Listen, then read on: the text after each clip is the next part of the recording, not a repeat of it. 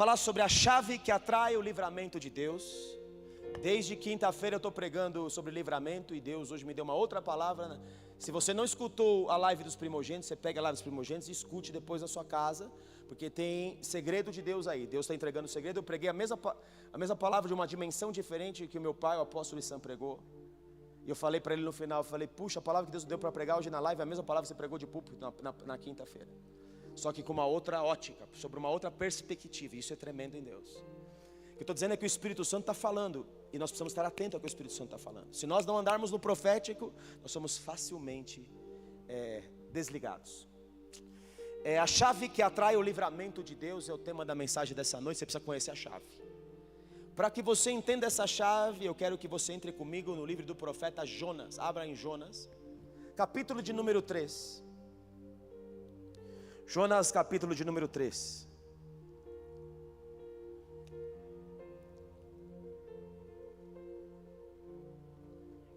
Uma água gelada num calor desse, a coisa mais linda do mundo, né? Nunca falte água gelada na sua casa, filho Paulinho. Deus do céu. Coisa mais gostosa.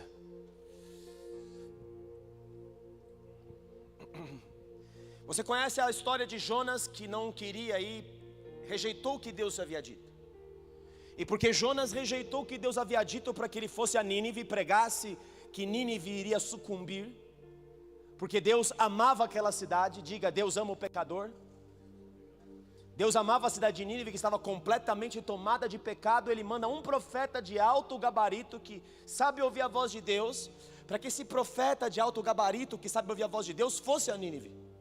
Só que quando Jonas ouve a palavra de Deus, para que ele fosse a Nínive, ele pega outro caminho, outro rumo. E ele desobedece contundentemente a Deus. E a desobediência de Jonas está intrinsecamente ligada ao que está dentro do seu coração. Vou repetir. A desobediência de Jonas está intrinsecamente ligada àquilo que está dentro do seu coração. O problema, queridos, é que às vezes Deus atenua coisas na nossa vida pela sua misericórdia. Mas a misericórdia das nossas vidas às vezes opera como um paliativo para um problema. Ele não é a solução final. A solução final é entendermos de Deus os motivos que nos levam a fazer as coisas erradas. Todos nós precisamos sondar o nosso coração. Por isso o salmista diz: Senhor, sonda e conhece o meu coração. Vê se há em mim algum caminho mau e guia-me pelas veredas eternas, pelos caminhos eternos. O profeta pede a Deus para que sonde o seu coração. Já te contei o testemunho daquele meu amigo que teve muita experiência com Deus. E um dia ele fala: Senhor, sonda e conhece o meu coração.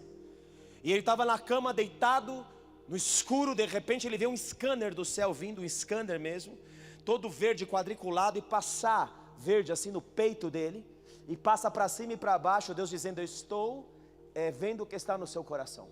Estou mostrando a você o que está no seu coração. O nosso problema, meus amados, de todos nós aqui, é o nosso coração. O nosso coração, sobre tudo que deve guardar, guarda o teu coração, porque dele procede as fontes da vida. Quando Jonas entra pelo caminho errado, vem um vento contrário de Deus, porque Deus ama os seus filhos, Deus ama os seus profetas. E Deus, ele vai até o último conosco. Você pode dar um aleluia, glória a Deus. Deus quer nos tirar das situações difíceis. Essa é a vontade de Deus para nós. Ele quer nos tirar fora do problema, mas Ele precisa mostrar o que nos trouxe ao problema. E nós podemos fazer como Jonas, e Jonas começa a perder tudo.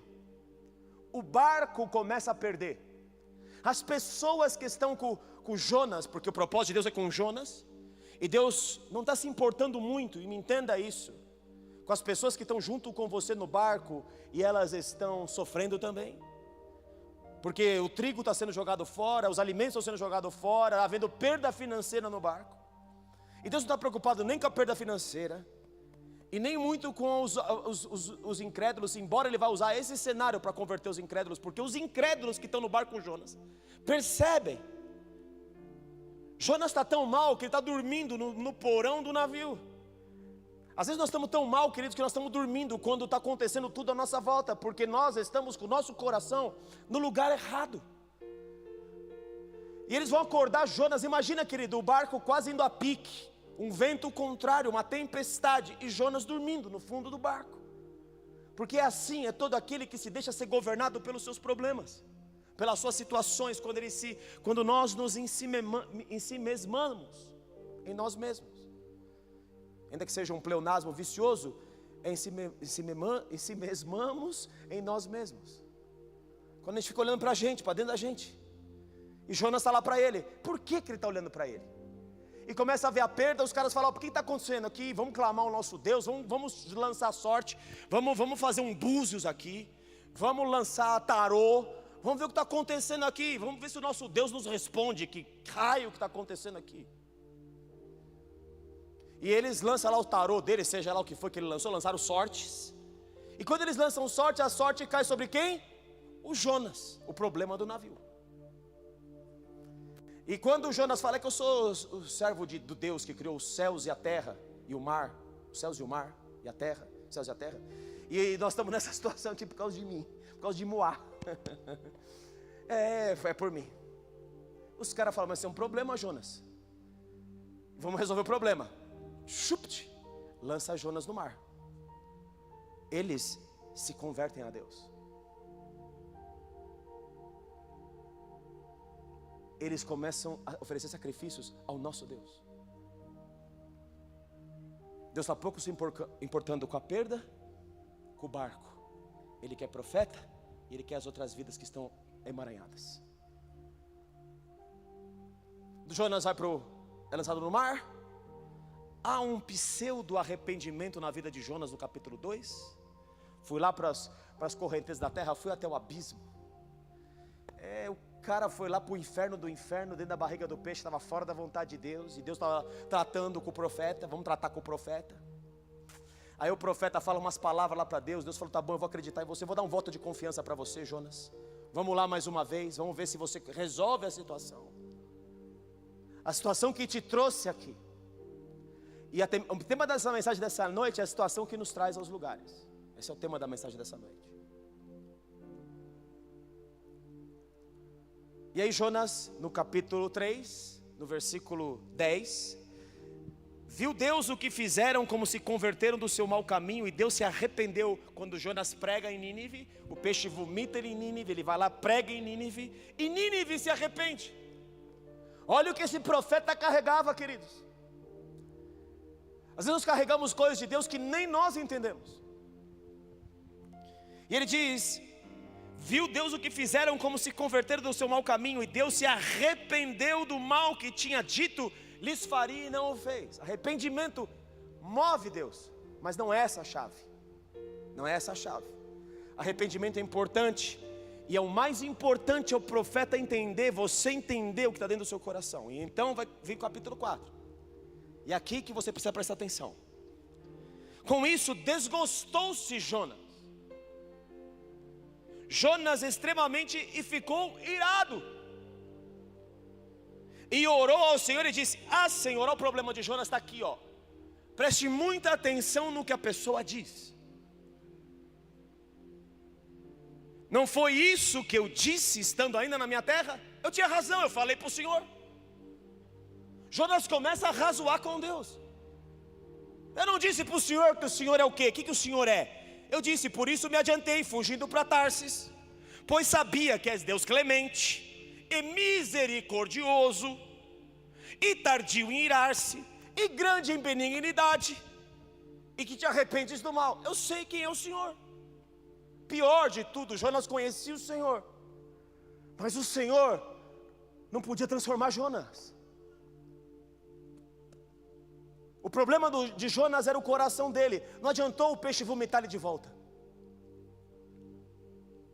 Jonas era um profeta problema. Não adiantou.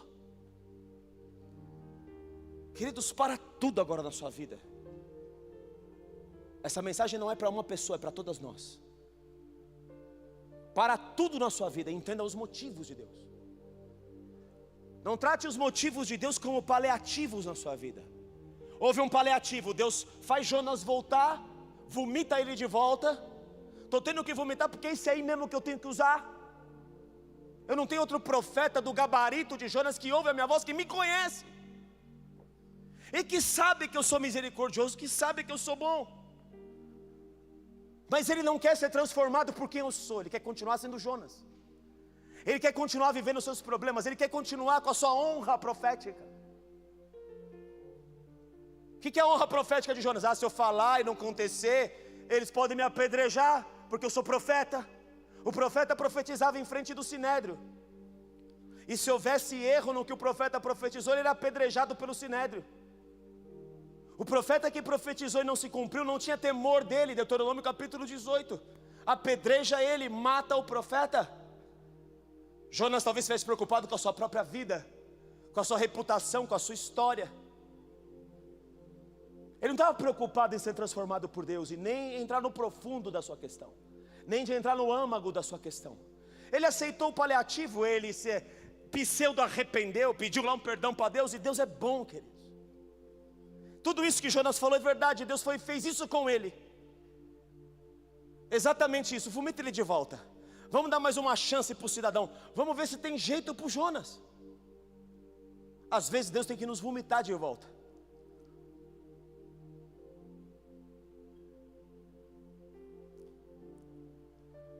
Deus não dá ponto sem nó na nossa vida. E por mais que nós tenhamos razão, a nossa razão nada é diante da razão do céu. Ainda que a razão do céu pareça irracional. Quero dizer você, filho, filha, Deus tem sempre razão.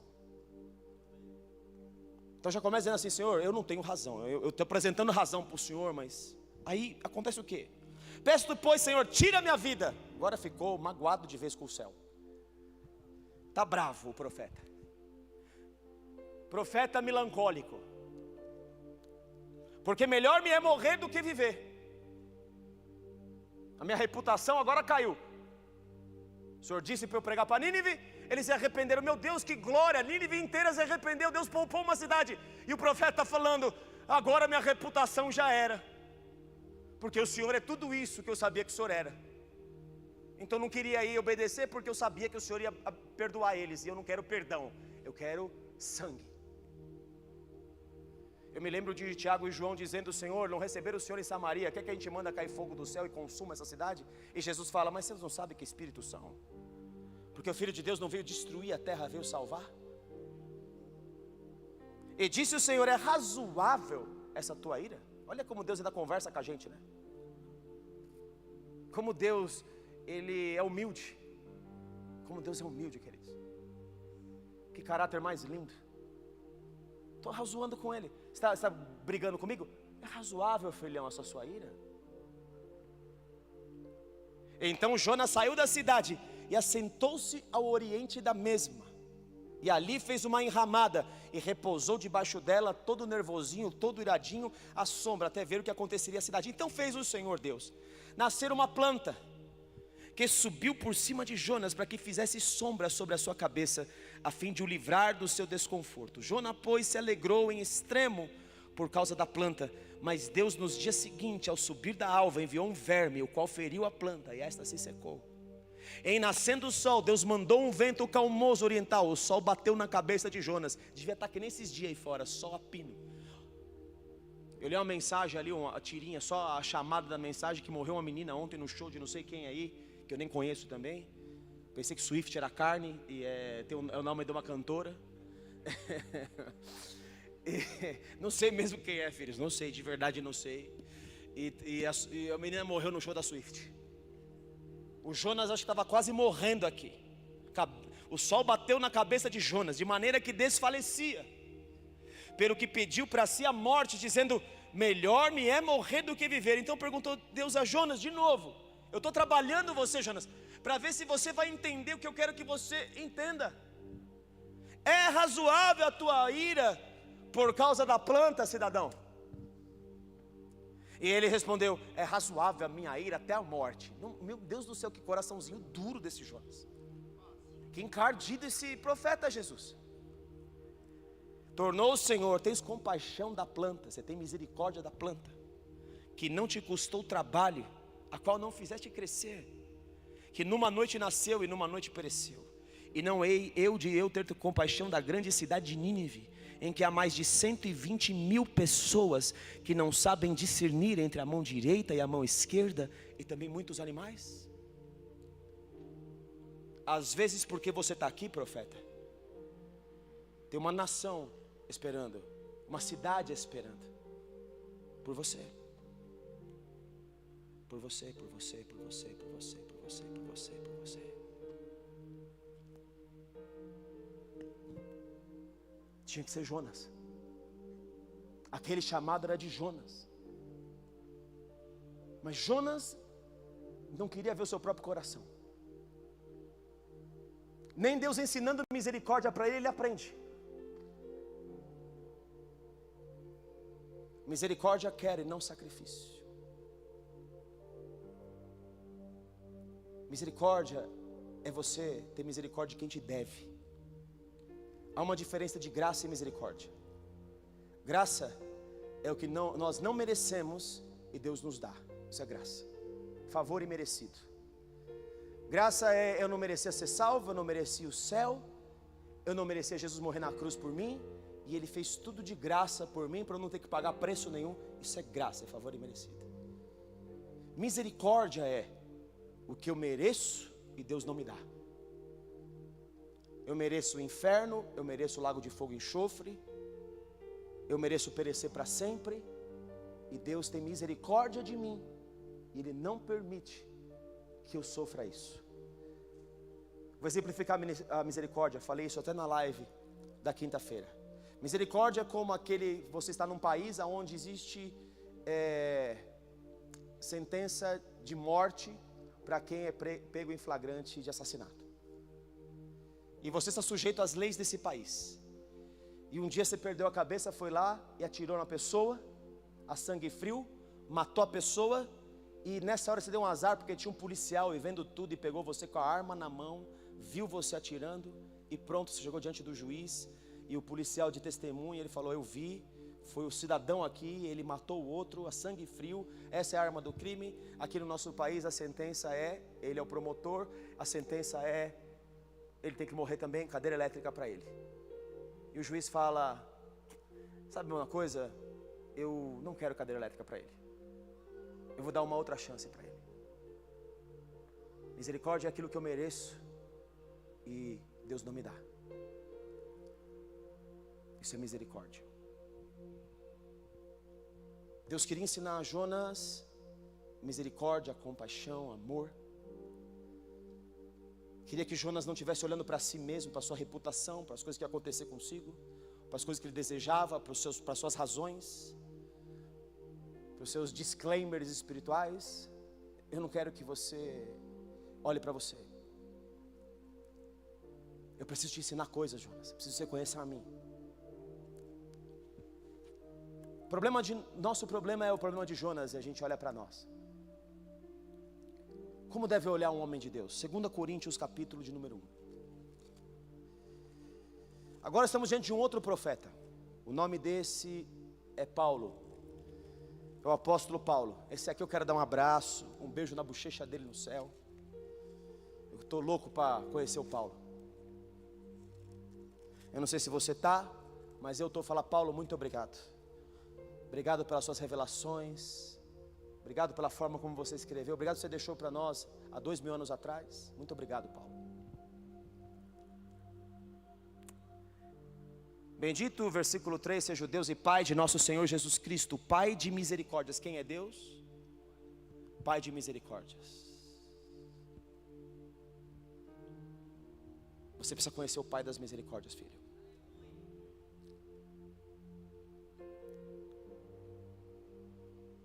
E Deus de toda consolação.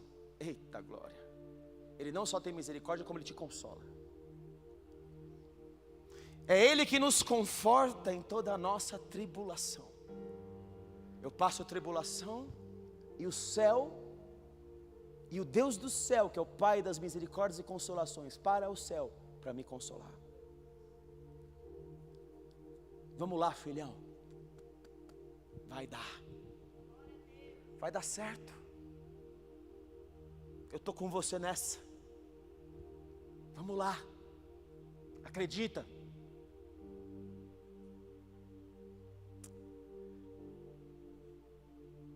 Que nos conforta em toda a nossa tribulação, mas aqui está a chave de Paulo, ó. Recebe ela aí, ó.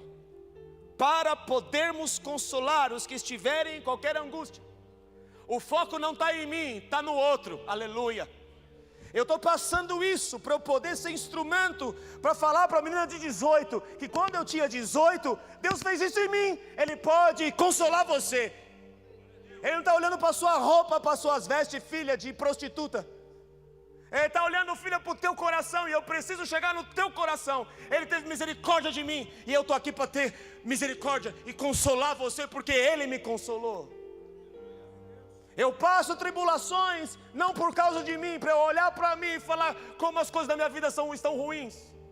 Eu passo tribulações para receber o consolo de Deus, para que eu possa consolar os outros. Esta é a chave do céu.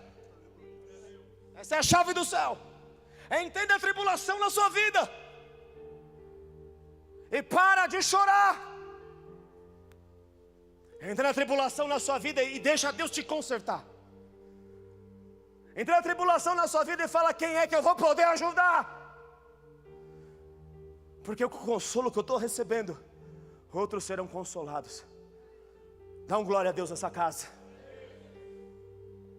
É profundo o que o Espírito Santo está falando conosco. É simples e profundo. Para podermos consolar os que estiverem em qualquer angústia, com a consolação que nós mesmos somos contemplados por Deus. Está entendendo, Bruno e Jéssica? Vocês estão entendendo? Está entendendo?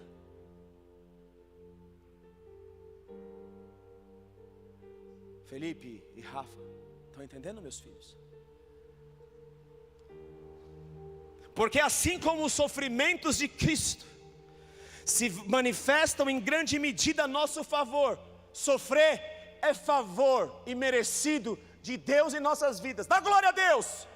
Obrigado, Senhor, glória a Deus. E apesar dos meus sofrimentos, eu te dou glória, porque esses sofrimentos vai redundar em consolo do céu sobre mim, e eu vou ajudar outros a se levantarem das suas situações difíceis.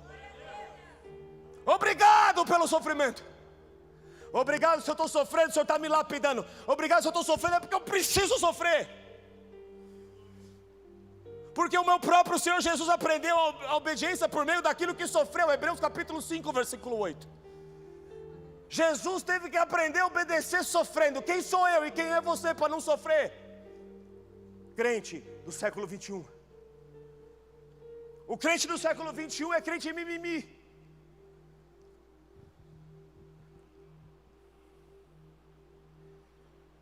Porque assim como o sofrimento de Cristo se manifesta em grande medida a nosso favor, assim também a nossa consolação, sermos consolados, transborda por meio de Cristo. Transborde em Cristo, filho. Deixa Ele fazer a multiforme sabedoria e graça dEle transbordar na sua vida. Aleluia!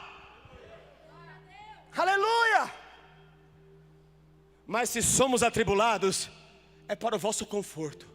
Não é para mim, não é por causa de mim. Para de olhar para você, para de se mesmar em você mesmo. Pleonasmo vicioso. Para. Se somos confortados, é também para o vosso conforto. É por causa do outro, não é por causa de você.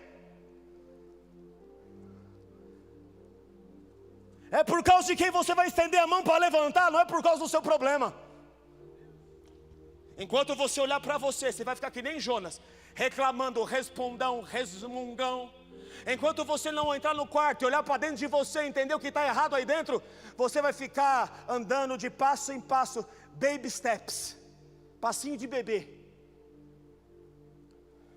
Deus não quer, Ele quer que você ande em passos largos.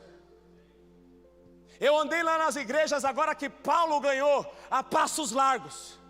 Mais de 100 quilômetros para um lugar por outro, andando em rua de mármore que os romanos tinham colocado lá. Mais de 100 quilômetros para ir de uma igreja para outra. Nós estamos reclamando para vir na chuva, no sol, no calor. Ah, que monte de crente desacostumado. Estamos aqui ansiosos, e Jesus quer fazer obra, e nós ficamos aqui ansiosos, porque nossas situações estão muito difíceis, afinal de contas. Então Ele está passando no meio, passeando no nosso meio. E que nós não podemos nem ver, nem sentir, nem olhar. Porque está tudo abafado. Porque nós olhamos para nós. Um bando de egoísta egocêntrico. É isso que nós somos.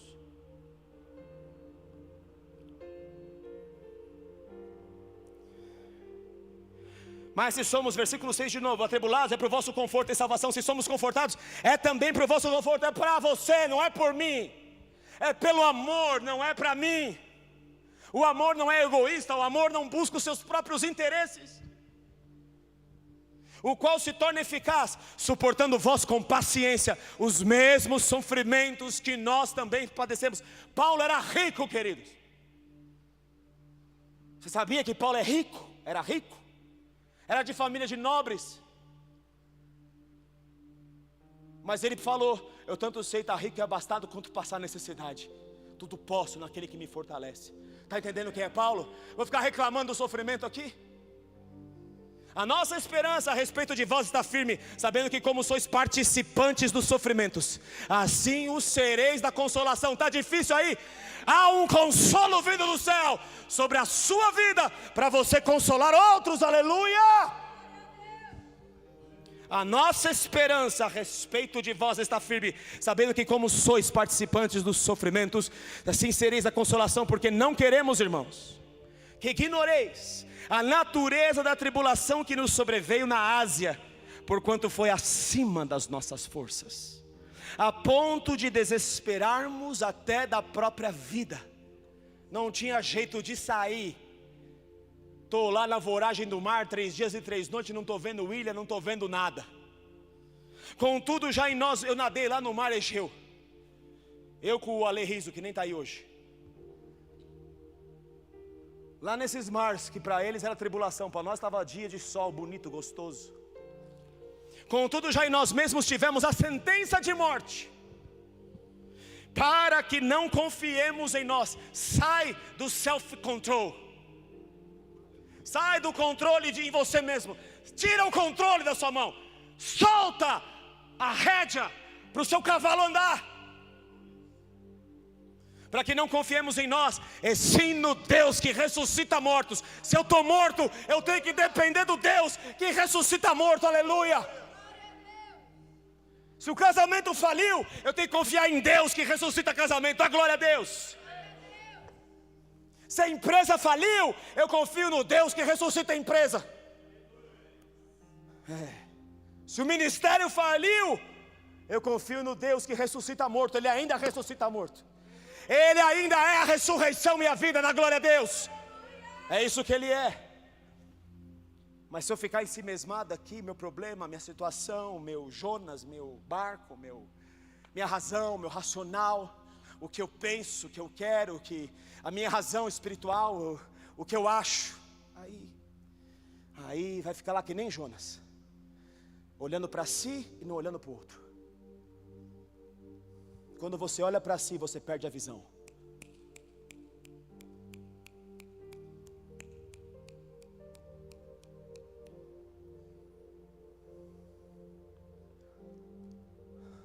E Jesus está aqui hoje, porque há esperança. E Ele queria fazer diferente do que eu estou fazendo. Não era para ser na palavra, era para ser manifestação, em meio à adoração.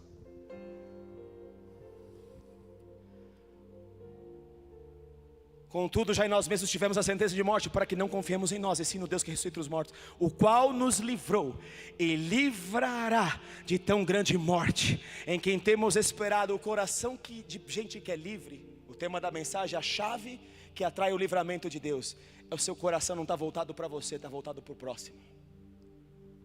Toda vez que você esquece o próximo, o amor, a compaixão, a misericórdia, e olha para você, você fica cego. Vou parar nessa frase para você pensar um pouco.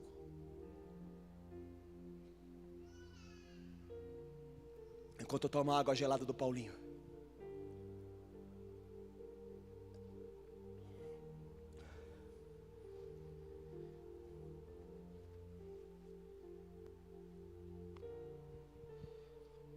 Versículo 11: ajudando-nos também vós com as vossas orações a nosso favor, para que por muitos sejam dadas graças a nosso respeito, pelo benefício que nos foi concedido por meio de muitos. Podia parar a mensagem dessa noite nessa aqui só, não precisava nem avançar, mas eu vou avançar com você, tá bom? Vamos avançar rápido aqui. Eu comecei a pregar 8h30, são 9 horas, eu preguei meia hora. Não tenho culpa que nós atrasamos o culto, tá bom? Fica comigo. Você também precisa sair, que você está ansioso, então pode ir embora mesmo, porque aí a coisa já caiu. Aí já caiu da graça, a misericórdia já não vai rolar. Já era. Lucas capítulo 6.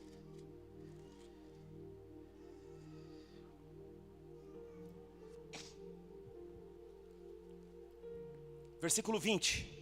Então, olhando ele para os seus discípulos, disse: bem-aventurados vós os pobres, porque vosso é o reino de Deus. Bem-aventurados vós os que agora tendes fome, porque sereis fartos. Bem-aventurados vós os que agora chorais, porque é a vez de rir. Bem-aventurados sois quando os homens vos odiarem, quando vos expulsarem da sua companhia, vos injuriarem, rejeitarem o vosso nome como indigno, por causa do Filho do Homem. Regozijai-vos naquele dia e exultai, porque grande é o vosso galardão no céu, pois dessa forma procederam seus pais com os profetas. Mas ai de vós os ricos, porque tendes a vossa consolação na terra com coisas terrenas. Ai de vós os ricos para as coisas terrenas, as coisas que o homem busca. Ai de vós os que estáis agora fartos, porque vireis a ter fome. Ai de vós os que agora rides, porque a vez de lamentar e chorar. Ai de vós quando todos vos louvarem, porque assim procederam seus pais com os falsos profetas. Profeta verdadeiro passa sofrimento. Profeta verdadeiro não fica olhando para si, olha para fora. Profeta verdadeiro não é como Jonas, que fica olhando os seus problemas, suas razões, a sua reputação, o seu status. Ele olha para os outros e ele entende que aquilo que está acontecendo com ele é para benefício de outros. Você é profeta falso ou você é profeta verdadeiro? Quem é você? Who are you? Digo-vos, porém, a vós outros que me ouvis, amai os vossos inimigos. Olha para fora. Te bateram? Dá amor para ele. Fazei o bem aos que vos odeiam. Bendizei os que vos maldizem. Orai pelos que vos caluniam, falam mal de você, em mentiras, em calúnias, em difamação. Ao que te bate numa face, oferece-lhe também a outra. E ao que tirar a tua capa, para de olhar para você, deixa-lhe levar também a túnica. Dá tudo o que te pede. Se alguém levar o que é teu, não entres em demanda. Como quereis que os homens vos façam, assim fazei o vós também a eles. Se amais os que te amam, qual é a vossa recompensa? Porque até os pecadores amam aos que os amam. Se fizerdes o bem aos que vos fazem o bem, qual é a vossa recompensa? Até os pecadores também fazem isso. E se emprestais àqueles de quem esperais receber, qual a vossa recompensa? Também os pecadores emprestam aos pecadores para receberem outro tanto. Amai, porém, os vossos inimigos. Vou parar aqui, tira o olho de você e olha para o outro. Se você tirou o olho do outro, ficou cego. Cego para o reino. Profeta falso. Qual que é o seu problema, Jonas? Vamos arrazoar. Amai, porém, os vossos inimigos, fazei o bem e emprestai, sem esperar nenhuma paga. Ah, mas não me reconhece, não me fazem nada, não me ajudam, não. Ué, não espera paga não, filhão, filhona. Será grande o vosso galardão e sereis filhos do Altíssimo. Quer se tornar filho? Tem que agir assim. Pois ele é benigno até para com os ingratos e maus. O sol nasce sobre o bom e sobre o infiel. Deus é bom, você também tem que ser bom. Você não tem escolha se você é filho de Deus. Se você é filho de Deus, precisa amar inimigo. Se você é filho de Deus, precisa se doar pelo outro. Se você é filho de Deus, você não pode ficar olhando para você. Senão você não é filho de Deus. Você me desculpe. Toda a minha franqueza espiritual naquilo que Deus me mandou pregar. Eu não prego por mim mesmo, queridos. E também não dou recado de púlpito. O recado é do céu. Você quer ouvir ele do céu, você ouça. Se você achar que é o homem que está falando para você, eu nem sabia que você estaria aqui. Eu não marquei encontro com você. Você está aqui porque você veio. Porque Deus quer que você escute essa palavra. Não sou eu que vim aqui e falei assim: por favor, Senhor, será que a Amanda vai estar lá hoje? E o noivo dela? Será que eles vão estar lá hoje? Essa palavra era para eles. Eu não pensei em vocês. Sede misericordiosos, como também é misericordioso o vosso Pai.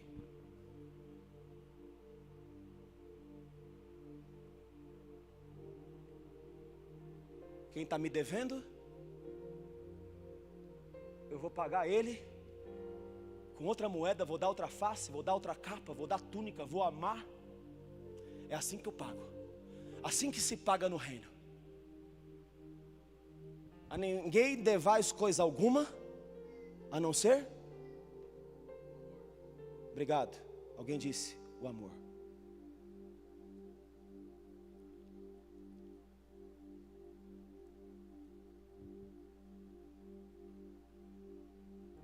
Ah, se nós crentes quiséssemos viver isso, a igreja seria outra. Teríamos muito menos problemas. Mas nós gostamos de ficar olhando para nós. Um bando de Jonas, falso profeta. Está chamando Jonas de falso profeta, pastor? Estou chamando que naquele instante ele é um falso profeta. Se ele se converteu o problema e entendeu a misericórdia de Deus, é outra história. O problema dele com Deus, eu não tenho problema com Jonas. Meu problema é comigo. O Jonas vai se cuidar com Deus, eu tenho que me cuidar com Deus. É individual.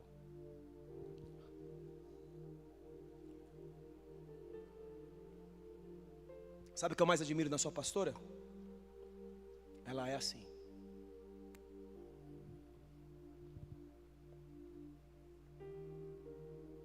Ela olha para dentro.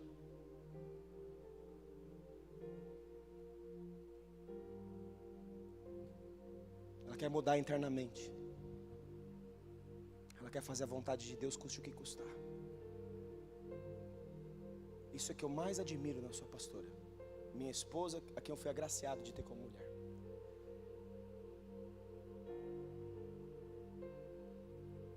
Você não sabe quem é essa mulher? Eu sei, porque eu vivo com ela debaixo das paredes da nossa casa. Não julgueis e não sereis julgados, não condeneis e não sereis condenados, perdoais e sereis perdoados. Dai e dar-se-vos-á boa medida, recalcada. A gente gosta desse versículo, dos outros todos que vêm antes desse. Dai, tudo que eu te dou é para você, dá. Mais boa dádiva é dar do que receber. É pelo outro, não é por você, camarada, camarada homem, camarada mulher. Mas Mateus 18 nos ensina uma coisa. Nos ensina como é que vivem os egoístas.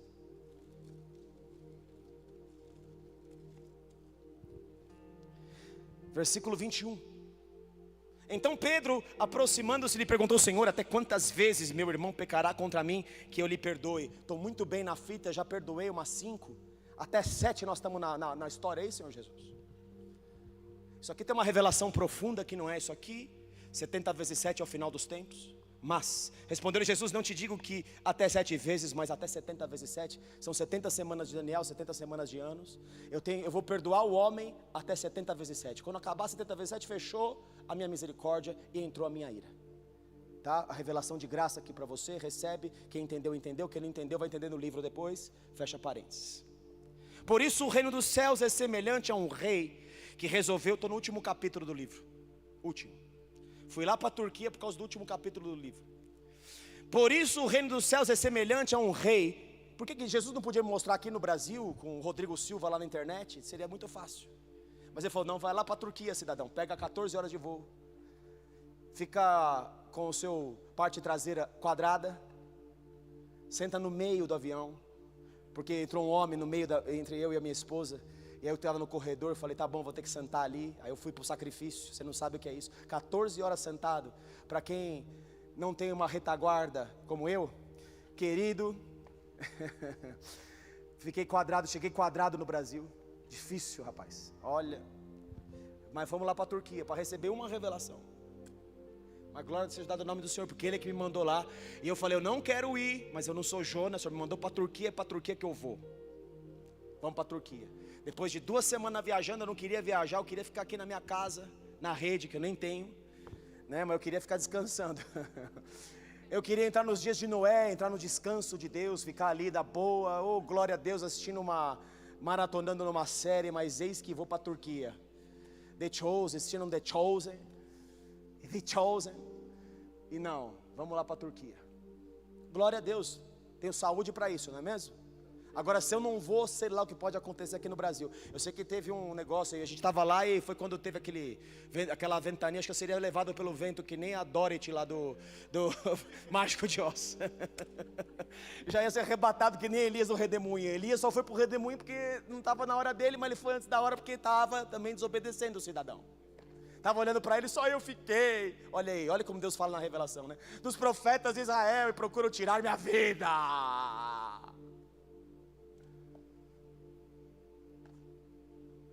Aonde que ele estava? Pleonasmo vicioso da noite, ensimesmado em si mesmo. Elias, baita de um profeta. Eita, como nós somos difíceis, hein? Nós é difícil, mano. Por isso o reino dos céus é semelhante a um rei, 23, que resolveu ajustar contas com os seus servos, e passando a fazê-lo, trouxeram o que devia 10.000 talentos, devia muito. Não tendo ele, porém, com o que pagar, ordenou o Senhor que fosse vendido ele, a mulher, os filhos e tudo quanto possuía, perder tudo. Pior, a mulher e os próprios filhos. Tem alguma coisa mais preciosa na sua vida do que sua mulher e seus filhos? Sua casa? Sua mulher e seus filhos, é a coisa mais importante que você tem na vida. E que a dívida fosse paga. Então o servo, prostrando-se reverente, rogou: "Sê paciente comigo, e tudo te pagarei." O Senhor daquele servo, compadecendo-se, sendo misericordioso, não pagando o que ele merecia, não tomando a mulher e os filhos dele, compadeceu-se dele, mandou embora e perdoou-lhe a dívida. Saindo, porém, aquele servo encontrou um dos seus conservos que lhe devia 100 denários. Ele devia talento que não acabava mais. Esse aqui só devia 100 denários, só tem 100 dias de trabalho. E agarrando-o, sufocava, dizendo: "Paga-me o que deves. Só estou nessa situação por causa de você, seu desgraçado. Ele que me feriu." Ué, mas eu sou seu Deus, eu acabei de te perdoar tudo. Você lembra de onde eu te peguei quando você tinha 18 anos? Você lembra que eu te livrei, Marcelo Mota, de atropelo de cavalo, de acidente na estrada, de cidade correndo atrás de você, de homem tirando a arma e botando na sua cara? Você lembra de onde eu te tirei, filho? Você lembra quanta foi minha misericórdia para você não estar morto aqui na terra e está indo no inferno, e eu não te deixei ir para o inferno, e estou ainda te levando para o céu, ainda fiz de você meu pastor? Como é que eu vou ter direito de não ter misericórdia? Mas se eu começo a olhar para mim mesmo e para os meus problemas e os problemas que você me causou, aí eu estou perdendo a bênção. As minhas feridas estão me matando de fato.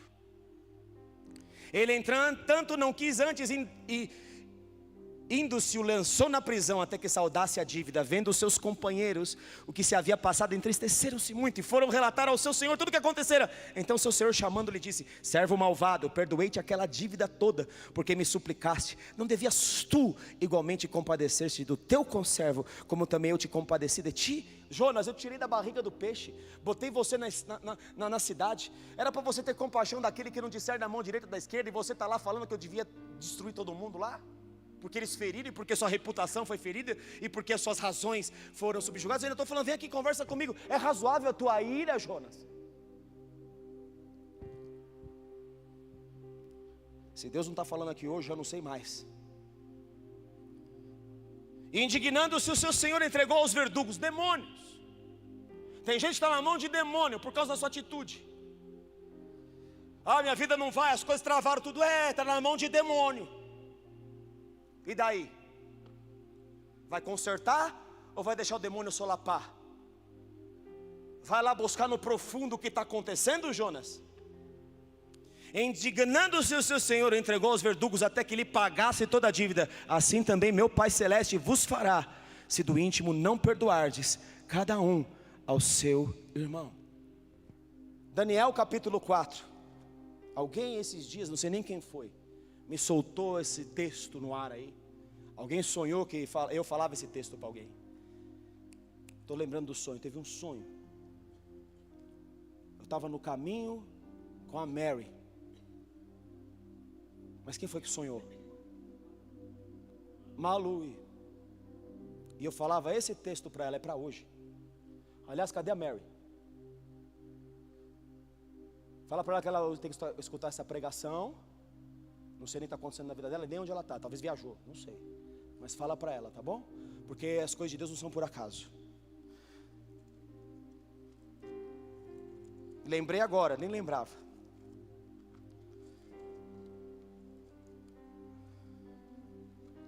Daniel capítulo 4. O rei Nabucodonosor, cheio da pompa,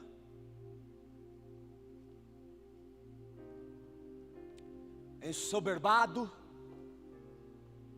com o seu reino, com a glória. Versículo 18. Isto vi eu, ele conta para Daniel, Nabucodonosor em sonhos. Tu, pois, ó Beltesazar, diz a interpretação, porque todos os sábios do meu reino não puderam fazer saber a interpretação, mas tu podes, pois há em ti o Espírito dos deuses santos. Então Daniel, cujo nome era Beltesazar, esteve atônito por algum tempo, e os seus pensamentos o turbavam. Então lhe falou o rei e disse: Beltesazar, não te perturbe o sonho, nem a sua interpretação. Respondeu Beltesazar e disse: Senhor meu, o sonho. Olha como Daniel era um homem temente a Deus, queridos, que não ousava levantar sua boca contra uma autoridade, ainda que fosse uma autoridade corrupta. Olha o que ele diz: Senhor meu, o sonho seja contra os que têm ódio, sabendo que o problema era ele mesmo. E a sua interpretação para os teus inimigos: a árvore que viste, que cresceu e se tornou forte, cuja altura chegou até o céu, e que foi vista por toda a terra, cuja folhagem era formosa e o seu fruto abundante, em que para todos havia sustento, debaixo da qual os animais do campo achavam sombra, em cujos ramos as aves do céu faziam morada. És tu, ó rei, que cresceste, vieste a ser forte, a tua grandeza cresceu e chega até o céu. Tudo o que você faz chega até o céu. O seu império é grande, a sua sabedoria é grande, o seu reino é grande, o teu domínio até a extremidade da terra. Quanto ao que viu o rei, um vigilante, um anjo do céu, um santo, que descia do céu e que dizia: cortai a árvore e destruía, mas a cepa com as raízes deixai na terra, atada com cadeias de ferro, de bronze, na erva do campo, seja ela molhada do orvalho do céu, e a sua porção seja com os animais do campo, até que passem sobre ela 7 tempos. Eu preciso trabalhar o Nabucodonosor 7 tempos, 7 anos, porque o bicho ficou ruim. Esta interpretação, ó rei, este é o decreto dos vigilantes do Altíssimo, que virá contra o rei, o meu senhor, será expulso de entre os homens, a tua morada será com os animais do campo, e dar-te-ão a comer ervas como os bois, serás molhado do orvalho do céu, e passar-se-ão 7 tempos por cima de ti, até que conheças que o Altíssimo tem domínio sobre o reino dos homens, e o dá a quem quer. Quanto ao que foi dito, que se deixasse a cepa da árvore com as suas raízes, o teu reino tornará a ser teu, depois que tiveres conhecido o seu problema, e que o céu domina. Portanto, ó rei, aceita o meu conselho. Escute essa frase, é esse versículo que eu quero. E põe termo pela justiça em teus pecados e em tuas iniquidades. Ache o paliativo do céu. Tira o olho de você, rei. Tira o olho do seu orgulho, porque você olhar para as coisas do seu reino é orgulho espiritual. Ficar olhando para você mesmo é orgulho, rei. Então, vamos botar termo nas suas iniquidades. Vamos achar um paliativo para os seus problemas, Nabucodonosor, usando de misericórdia. Essa é a chave da noite para com os pobres, e talvez se prolongue a tua tranquilidade. Por isso que Mateus 5,7 diz: bem-aventurado os misericordiosos, porque alcançarão misericórdia. Misericórdia não é a resolução do problema, é o paliativo. Mas pelo menos Deus não vai te jogar 7 anos para você sofrer e se arrepender, para entender o que está no seu coração. Nabucodonosor, o próprio rei da Babilônia, do império das trevas, ele vai ser levantado depois de 7 anos, de novo, quando ele reconhece que quem reina é Deus. Você pode dar um aleluia, um glória a Deus? quando ele reconhece que nele mesmo não havia nada, quando ele reconhece que ele era pó, nesse instante, quando ele reconhece isso, Deus restabelece o reino dele. Ele pode restabelecer qualquer um. Todavia, se você não quer nem passar por esse processo, começa a ser misericordioso, tira os olhos de você e começa a olhar para o próximo. Como que eu conheço que eu amo? Em Lucas, capítulo de número 10, falta 2 versículos que eu vou encerrar. Não preguei nem 1 hora, são 50 minutos com meu compromisso com você. Vamos lá, Lucas capítulo 10.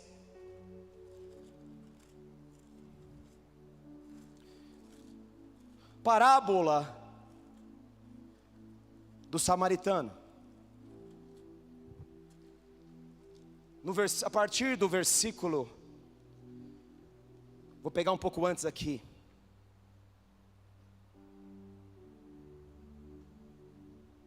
(25)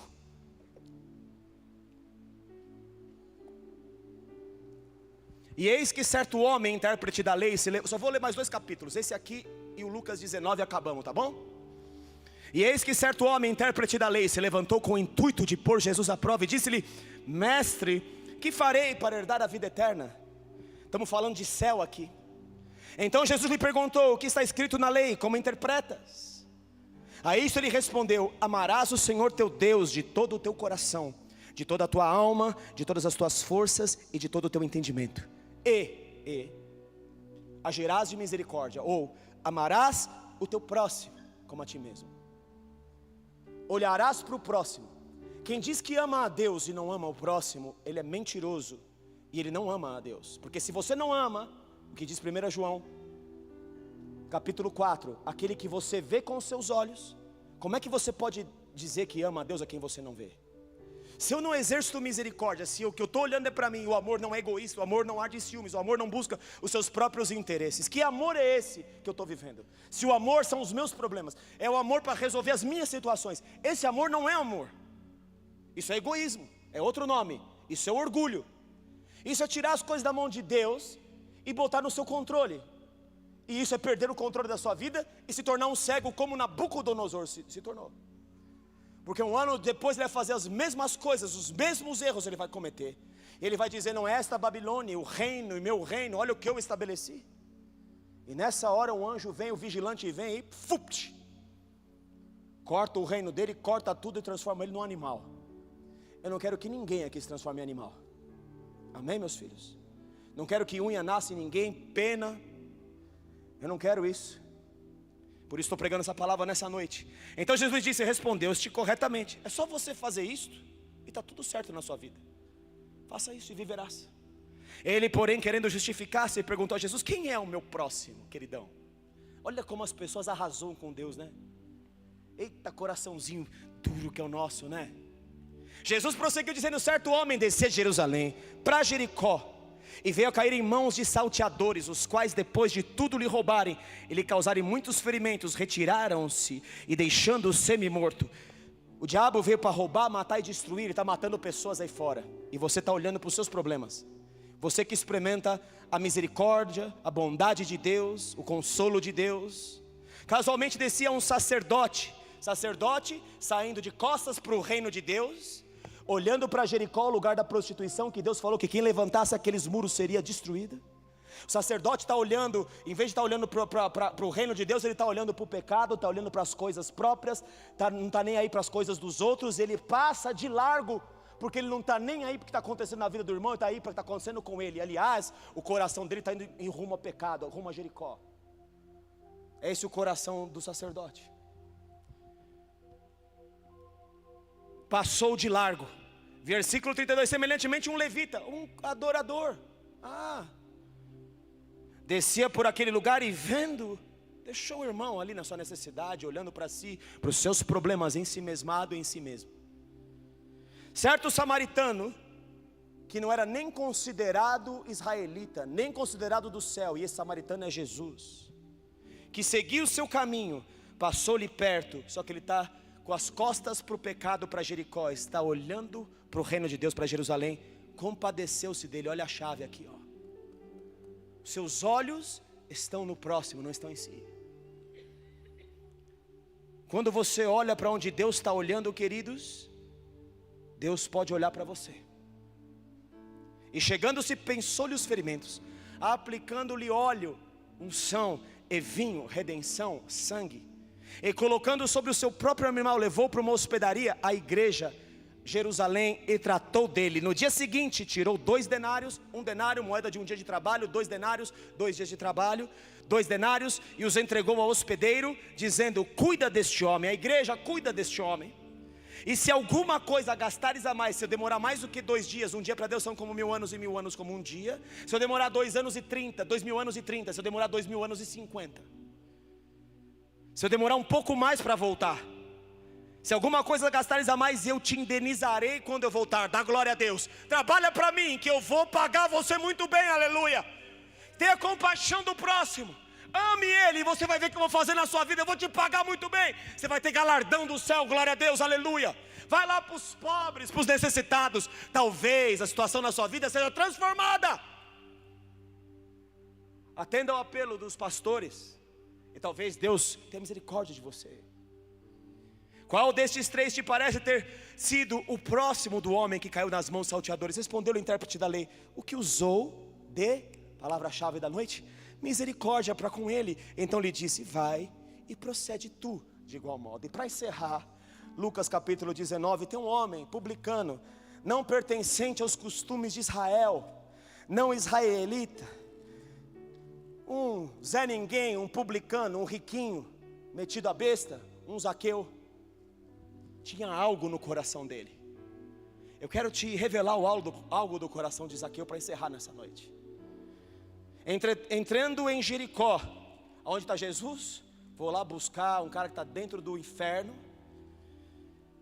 Passava Jesus a cidade, eis que um homem chamado Zaqueu, maioral dos publicanos, odiado da nação, que cobrava impostos e rico, riquíssimo, procurava ver quem era Jesus, mas não podia. Não é o fato de Zaqueu subir na árvore, não é o fato de ele subir para chamar a atenção de Jesus. O que chama a atenção de Jesus não é Zaqueu em cima da árvore. Eu imagino que tivesse outros, só que é minha imaginação, a Bíblia não diz. Mas eu imagino que todo mundo que era pequenininho e queria ver Jesus subia na árvore. Acho que Zaqueu não era útil, mas tinha algo em Zaqueu. Por causa da multidão, por ser ele de pequena estatura, então correndo adiante subiu ao sicômoro, a fim de vê-lo, porque por ali havia de passar. Quando Jesus chegou àquele lugar, olhando para cima, disse-lhe, Jesus que disse: Zaqueu, desce depressa, porque eu quero entrar aí na sua casa. Porque eu estou batendo na porta de alguém que quer abrir a porta para eu entrar.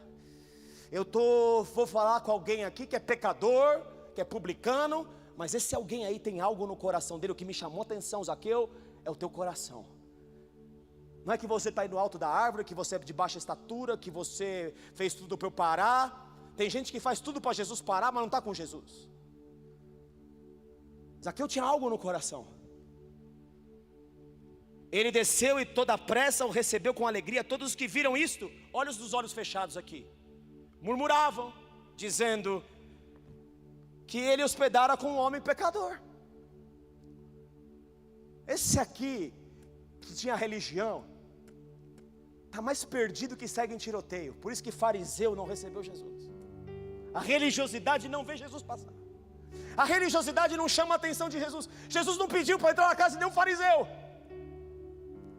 ainda que ele tenha entrado em algumas.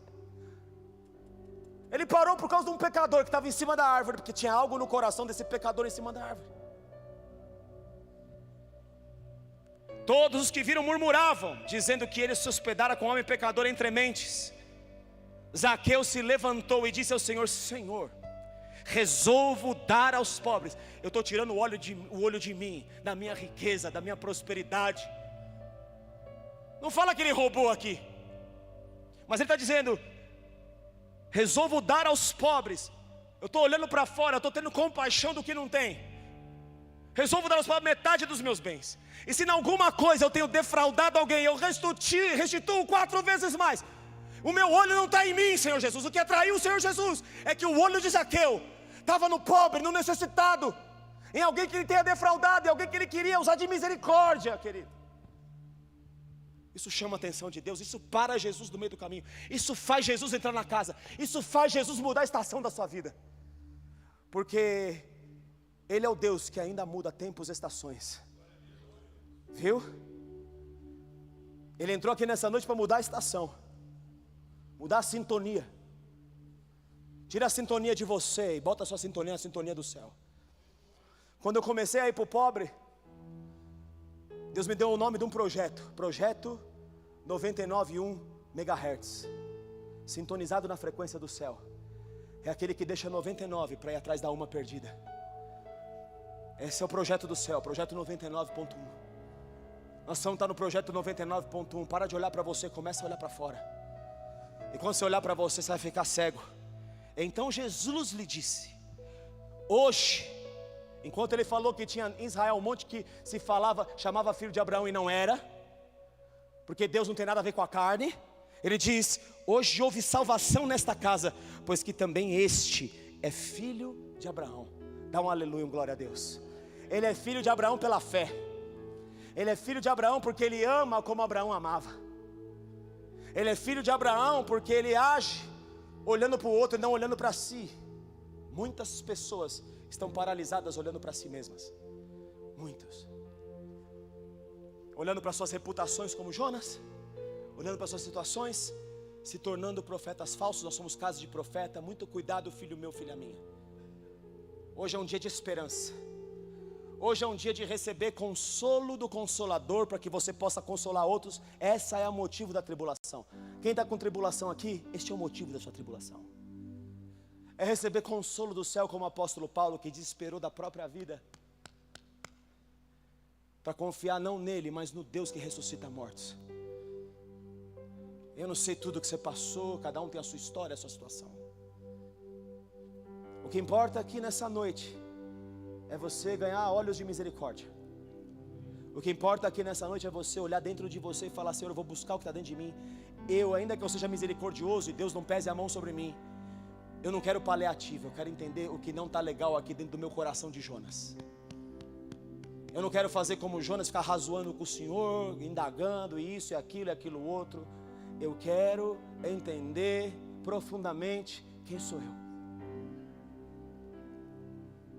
Posso ouvir um amém aqui nessa noite? Pregação de 1 hora. Fecha seus olhos, curva sua cabeça.